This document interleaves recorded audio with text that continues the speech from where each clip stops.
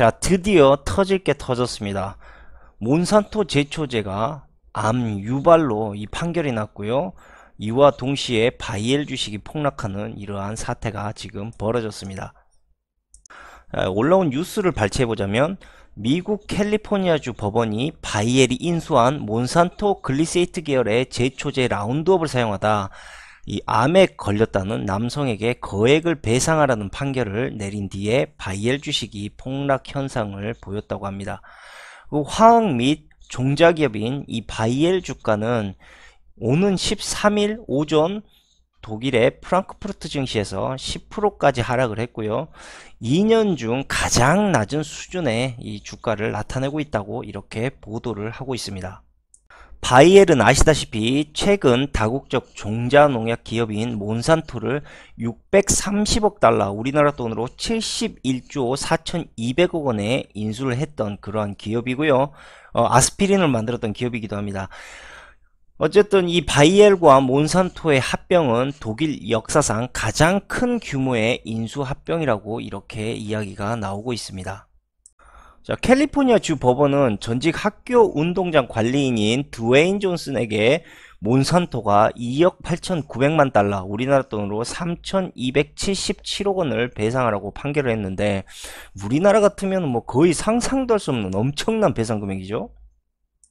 어쨌든 몬산토의 글리포세이트 제초제 성분이 일단 암을 일으킨다는 그 주장과 관련해서 2016년부터 꾸준히 이게 의심되고 이게 제기되었으면서 이번 판결에서 거의 첫 소송에도 불구하고 승소를 했다는 거, 이거 엄청난 지금 이변이라고 할 수가 있습니다.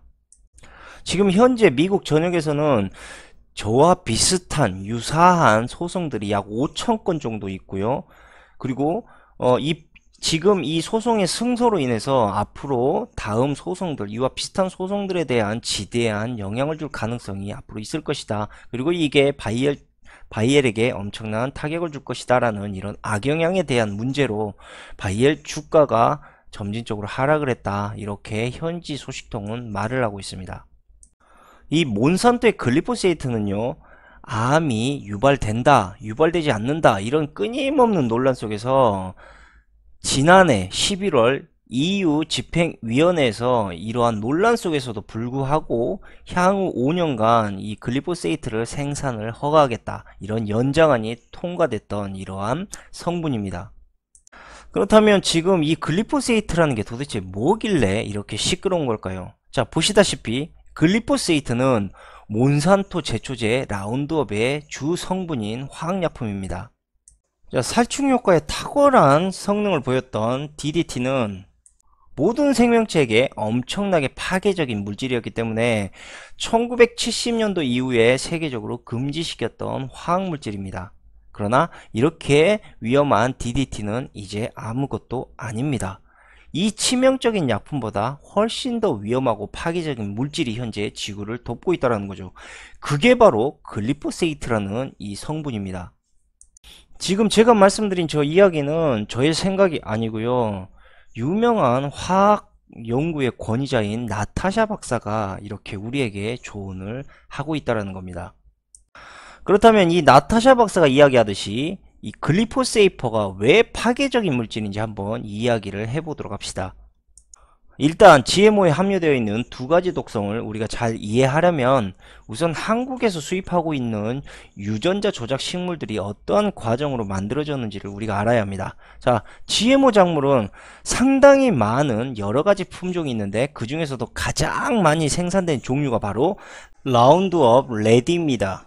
라운드업 레디는 라운드업이라는 제초제를 뿌려도 죽지 않는 라운드업의 면역성을 가진 작물이다, 이렇게 보시면 되고요.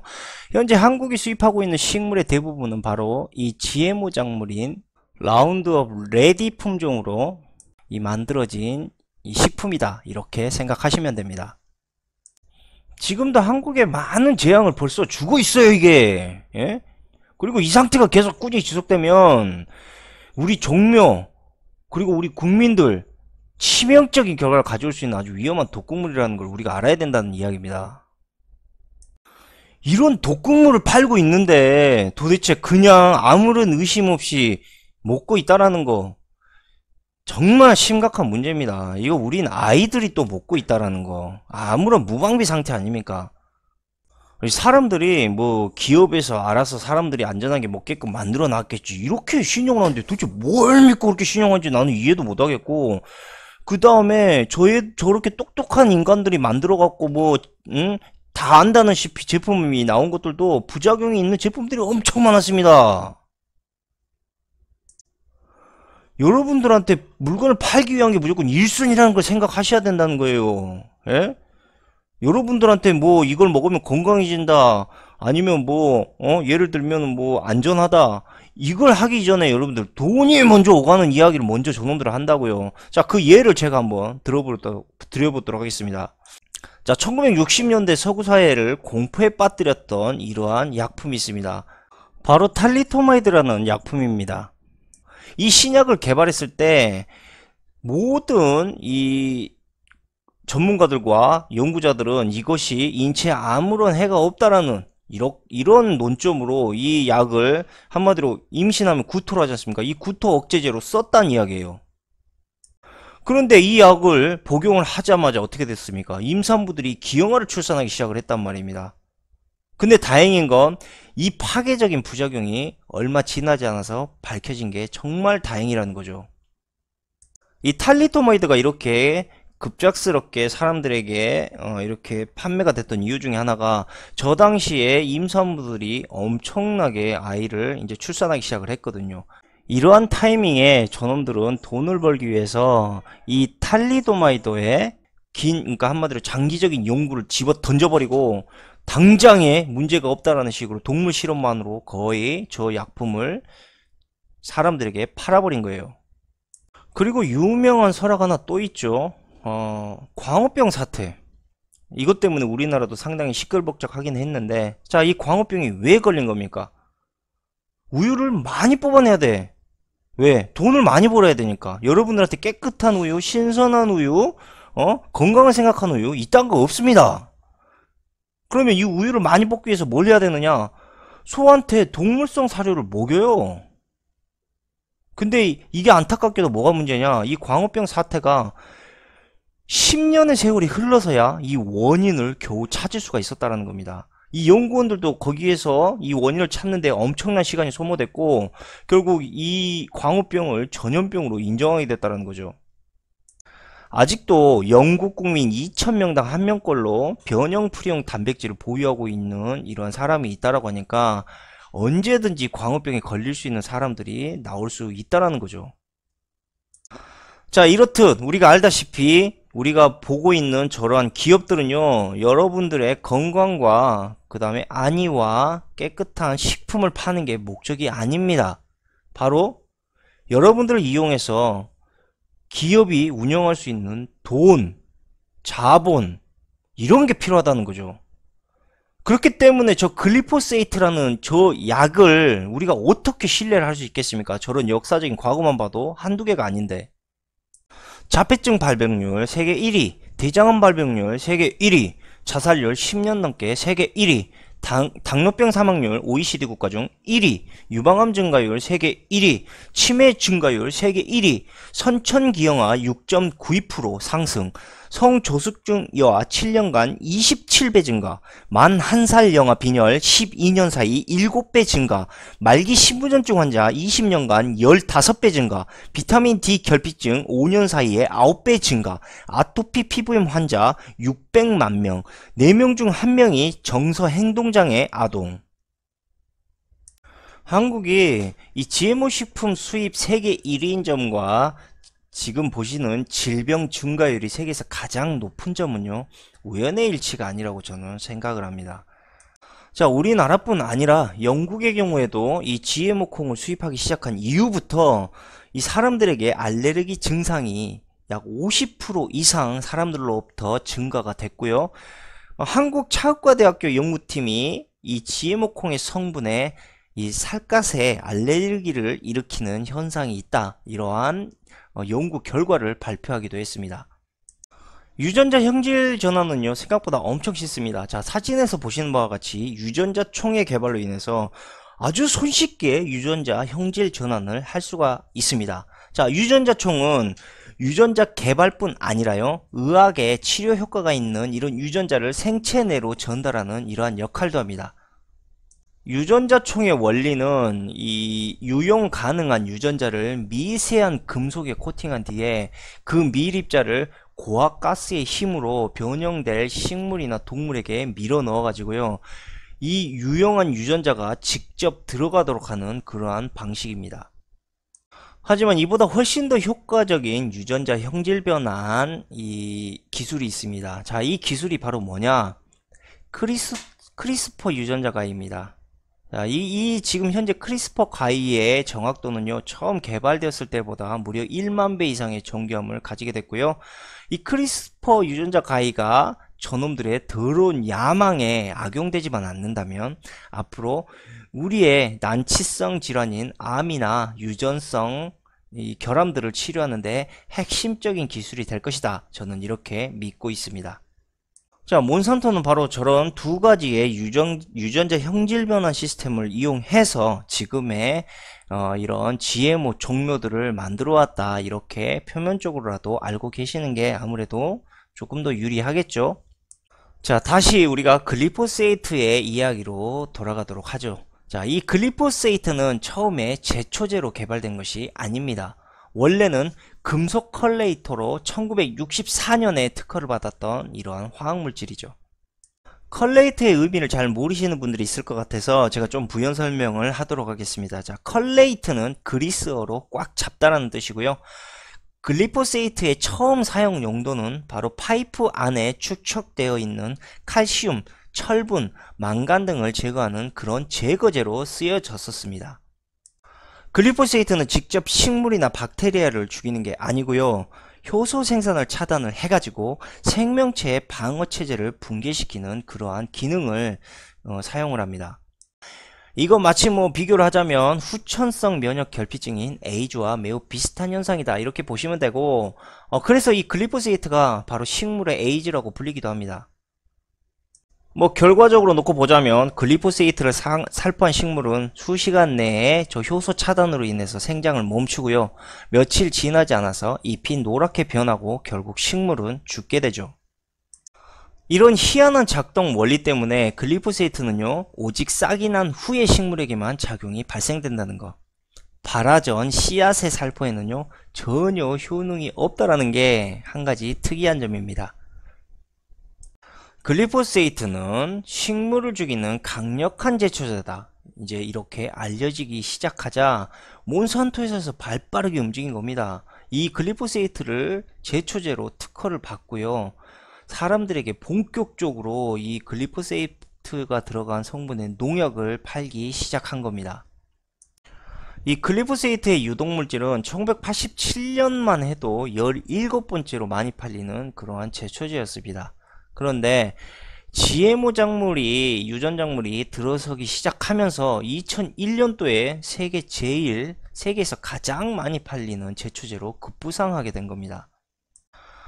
그러면 왜 GMO 작물은 글리포세이트를 많이 쓰는가? 이것도 좀 의심스러운 점 아닙니까? 자, 그 시작은 바로 루지애나주의 몬산토 공장에서 이 화학물질의 비용 처리 문제로 글리포세이트의 오염물질을 몰래 연못에 버리게 됩니다. 그리고 이게 시간이 지나서 글리포세이트가 연못에 축적이 됐어요. 근데 연못에서 이 글리포세이트에 죽지 않고 살아가고 있는 박테리아를 발견하게 된 거고요.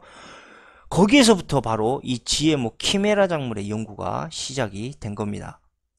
몬산토가 글리포세이트에 면역이 된 박테리아를 발견하게 된 건 정말 우연이었습니다. 정말로 우연이었어요. 그래서 몬산토는 생각을 한 거죠. 이 글리포세이트를 견뎌내는 내성의 이 박테리아의 DNA 부분을 바로 옥수수나 콩에 그대로 이식을 하게 되면 이거 뭔가 아주 확실하고 획기적인 작물이 나오겠다, 이렇게 생각을 한 거죠. 이 특별한 박테리아 유전자가 삽입된 옥수수나 콩, 라운드업이라는 제초제를 뿌려도 아무리 뿌려도 죽지 않는 원리는 바로 면역성을 가진 박테리아 때문이고요.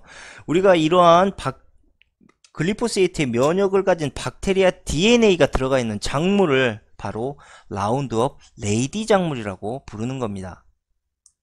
물론 농사짓기 편하게 된 건 사실입니다. 왜냐면 라운드업 제초제를 막 뿌려도 이 라운드업 레이디 작물은 결코 죽지 않기 때문이죠. 그렇기 때문에 미국 농장에서 비행기로 농약을 막 미친듯이 뿌리는 거 당연합니다. 왜? 아무 문제가 없기 때문에 작물에는. 그러나 진짜 문제는요, 이 비행기로 농약을 뿌린다는 거 말 그대로 무차별적으로 이 라운드업을 작물에게 뿌리게 된다라는 겁니다. 그러면 작물이 엄청난 양의 제초제를 흡수하게 된다라는 거. 이거는 사실 현실적으로 지금 우리가 겪고 있는 문제고요. 더욱이 더 진짜 문제가 뭐냐? 잡초들도 바로 저 라운드업의 제초제에 면역력을 갖게 된다는 거죠. 저항성을 갖게 된다는 거죠.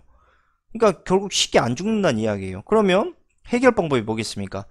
더 많은 라운드업을 더 많이 뿌리는 방법밖에 없다라는 거죠. 그리고 자연스럽게 라운드업 사용량은 앞으로 매년 늘어나게 될 거고요.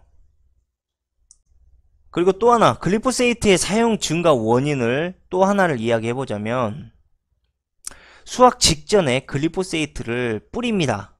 그리고 그로 인해서 콩이나 옥수수가 더 바짝 마르게 돼서 수확이 가능한데요. 이렇게 바짝 말라버린 옥수수나 콩은 가공하기가 매우 쉽다라는 거. 물론 수확하는 데는 쉬워지겠습니다. 저런 방식을 쓰면. 그러나 그만큼 우리가 먹는 GMO 작물에 글리포세이트가 훨씬 더 많이 묻어있을 확률이 높다라는 겁니다. 그렇다면 라운드업 레디와 라운드업이라는 제초제를 만들어서 저들이 과연 뭘 원하는 걸까요? 쉽습니다. 끼워 파는 거예요. 홈플러스로 따지면 1 플러스 1이죠. 그렇기 때문에 라운드업 레디 작물을 쓰고 싶다면 반드시 라운드업 제초제를 써라. 이렇게 이미 시스템을 만들어 놨다는 겁니다. 만약에 그렇다면 아니 라운드업 레디 작물을 안 써버리면 라운드업 제초제를 쓸 일도 없겠네. 그럼 뭘 그렇게 생각을 해? 안 쓰면 그만이지. 이렇게 생각하시는 분들이 또 많을지 모릅니다. 그래서 이놈들이 자신들의 작물을 사용할 수밖에 없게 만들기 위해서 지금 뭘 하고 있습니까? 종묘를 독점을 하고 있잖아요. 여러분들 마음대로 종묘를 사용할 수 없게 그렇게 만들어 버리고 있고요. 그리고 머지않아서 우리나라 국내의 새만금, 자, 이렇게 큰 부지의 농사를 짓기 위한 이런 모색들도 다 GMO 작물을 대규모로 키우기 위한 그러한 계획의 일환임을 우리가 알아야 한다는 겁니다. 자, 그런데 여기에서 한 가지 우리가 의문을 가져야 됩니다. 자, 글리포세이트는요, 희한하게도 오직 식물에게만 그 영향력이 적용되는 물질입니다. 그리고 이 식물을 먹는 주체는 바로 동물이고요. 우리 인간과 동물이라고 할 수가 있죠. 그럼 왜 우리가 GMO 작물을 먹으면 무서운 병이 드는 거냐? 우리는 식물이 아니지 않느냐? 우리에게 영향을 미치지 않지 않느냐? 자, 그래서 제가 마지막으로 그 이유에 대해서 설명을 드리고 방송을 마치도록 하겠습니다. 특히 몬산토 놈들이 이 주장을 아주 강력하게 펼치고 있습니다. 자, 이놈들은 글리포세이트를 뭐라고 이야기하느냐? 아스피린하고 아무런 이게 차이가 없다. 인간에게 해가 전혀 없는 물질이다. 글리포세이트는 이렇게 지금 주장을 하고 있다라는 것이죠. 자, 이렇게 이들이 주장하는 이유와 근거가 물론 있습니다. 바로 잡초를 죽이는데 이용되는 시키메이트 경로가 동물에게는 없다라는 겁니다. 아시다시피 시키메이트 경로는요, 식물과 박테리아에게는 가장 필수적인 그러한 이 통로라고 우리가 볼 수가 있습니다. 자, 맞습니다. 자, 어쨌든 시키메이트 경로는 동물에게는 없습니다. 자, 인정합니다. 말 그대로 글리포세이트는 우리 몸에 어떠한 물리적, 신체적 결함을 주지 못한다는 거 저도 동의합니다. 그러나 한 가지 저놈들이 숨기고 말하지 않는 게 있습니다. 과연 그게 뭘까요? 뭐 푸가 숨겨놓은 꿀단지? 아니 그런 비밀은 아니에요. 자, 무엇이냐 그게. 자, 인간과 동물의 몸속에는 무엇이 있습니까? 그렇죠.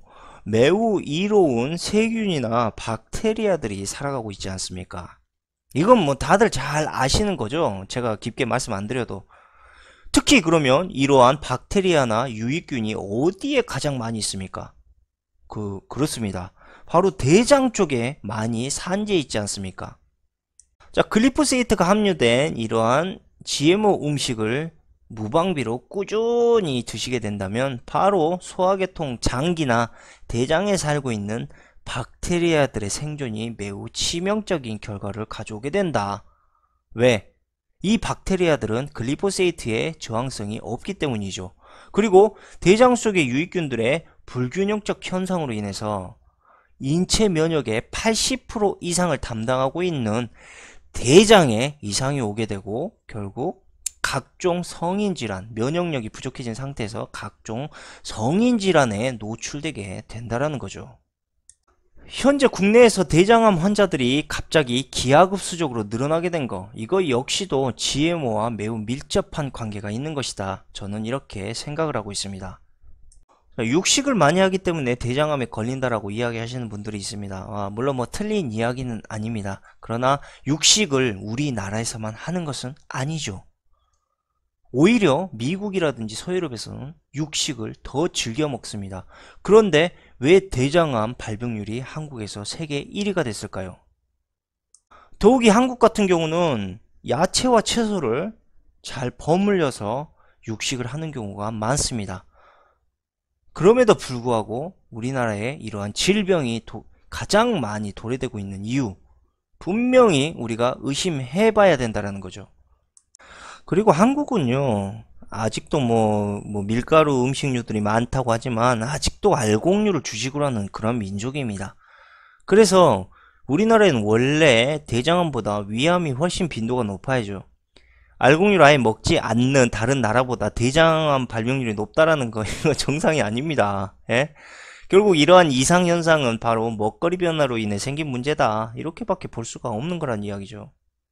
이건 뭐 제 생각뿐만이 아닙니다. 이미 글리포세이트가 동물 건강, 특히 대장에 가장 치명적인 영향을 미친다는 것은 이미 여러 과학자들로부터 꾸준히 규명이 됐던 이러한 사실입니다. 그래서 몬산토가 저런 겉절이 같은 주장이 현재 설득력을 잃어가고 있고 그래서 지금 현재 글리포세이트의 저런 재판에서도 패소하고 있는 상황이 일어나고 있는 겁니다. 자, 이미 여러 각국들의 과학자들과 연구자들이 글리포세이트 위험성의 논문을 꾸준히 발표했고 또 그러한 사실들이 드러나고 있음에도 불구하고 한국은 여전히 GMO 식품 수입국가 1위라는 것입니다. 유전자 조작, DNA 또는 단백질이 검출되지 않는 식품은 GMO 표시를 안 해도 된다는 것. 이게 한국의 GMO 정책입니다. 자, 식용 유전자 작물 식품 수입이 세계 1위임에도 불구하고 GMO 표시제가 된 제품을 거의 찾아보기가 힘들다라는 것. 이게 왜 문제인가 우리는 이제부터 좀 심각하게 생각을 해야 합니다. 글리포세이트 같은 경우는 물로써 세척이 일단 가능하다고 하고요. 뭐 깨끗이 세척하게 되면 이 잔류 농약들이 사라지게 된다 이렇게 이야기를 하고 있는데 문제는 이제 그 열매라든지 우리가 세척하지 못하는 이런 곡물류에 이 축적이 돼 있을 가능성도 어느 정도 배제할 수는 없습니다. 물론 수확을 이미 완료한 작물에도 글리포세이트 제초제를 뿌리게 합니다. 아까 말씀드렸다시피 바짝바짝 곡물을 말리기 위해서. 그러나 이 식물들이 여전히 이제 자라고 있는 판국에도 글리포세이트는 이 제초제는 뿌리기 때문에 어쨌든 이것이 분명히 우리가 먹는 식품 안에 축적이 돼 있을 것이다. 그리고 그러한 또 결과도 나오고 있고 그래서 완전히 이 글리포세이트를 차단할 수는 없습니다. 안타깝게도. 글리포세이트에 대한 위험성이 점점 밖으로 이제 표면적으로 드러나기 시작하고 있고 몬산토 쪽에서도 이 라운드업 레이디와 라운드업에 대한 이런 이제 식품의 상용화가 점점 한계에 치닫게 될 거라는 걸 저놈들은 이미 예상을 하고 있을 거라고 저는 생각을 하고요. 과거 미국의 반도체 피해자들처럼 이 글리포세이트에 대한 부작용으로 인해서 이런 피해자들이 속출하게 될지도 모른다라는 거. 이런 문제점, 즉 법정에서 현재 몬산토의 이 글리포세이트에 대한 패소 판결이 앞으로 시발점이 될지도 모른다라는 겁니다. 이런 문제점 때문에 몬산토는 벌써 10년 전부터 새로운 이 농약을 개발하고 있고요. 그리고 좀 더 포괄적으로 말씀드리면 이 글리포세이트 뿐만이 아니고 현재 농약을 쓰고 있는 이러한 문제로 인해서 꿀벌이 감소를 하고 있고, 아인슈타인이 지구의 종말에 대해서 이 꿀벌의 개체수가 사라지기 시작하면서 이 종말이 다가오게 될 것이다, 이런 이야기도 있지 않습니까?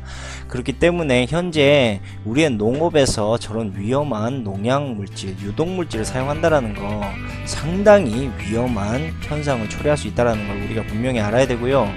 그래서 몬산토는 농약의 독성에 대한 문제와 꿀벌의 개체수를 보존하기 위한 새로운 천연 농약을 만들고 있다는 겁니다. 2012년부터 몬산토와 엘라이람이 이 10년 개발 협약을 맺고요. RNA 간섭 현상을 이용한 진드기 살충제를 공동 개발해서 상용화를 현재 앞두고 있다고 합니다. 다음으로 제초제 역시도 저런 방식으로 만들 수가 있다고 하니까 말 그대로 친환경 농약이 나오게 될지도 모른다라는 이야기죠. 그러면 몬산토가 지금 말하고 있는 라운드업 레디와 라운드업 제초제를 팔 수가 없게 되는데 저놈들이 왜 저런 짓을 하겠느냐, 이렇게 생각하실 수도 있습니다. 하지만 지금 아시다시피 이미 종묘는 독점이 됐고요. 그 다음에 몬산토가 가지고 있는 특허를 또 하나 잊고 계신 게 있기 때문에 이렇게 생각하실 수도 있다는 겁니다. 바로 종묘가 새로운 싹과 열매를 맺어도 그것이 다시 씨앗으로 식물로 성장할 수가 없다. 즉 식물의 고자 우리가 내가 고자라니 할 때 그 고자 식물이 특허로 얘네들이 가지고 있다는 거죠. 그러니까 아무리 이 농약에 이런 천연자원에 농약을 쓴다 하더라도 종묘를 계속 사다 써야 된다라는 것은 변함이 없다라는 거, 이 점을 노리고 이들은 이러한 제초제를 만든 게 아닐까, 저는 이렇게 생각합니다. 자, GMO 음식은 반드시 나의 건강을 위해서, 더 나아가 자라나는 미래의 아이들을 위해서라도 우리가 반드시 이 문제점을 깊게 파고들어서 자각을 해야 되고, 최대한 저것을 먹지 않도록 우리가 잘 대비해야 된다는 거, 이 말씀을 끝으로 남기고 오늘 방송은 여기에서 마치도록 하겠습니다. 감사합니다.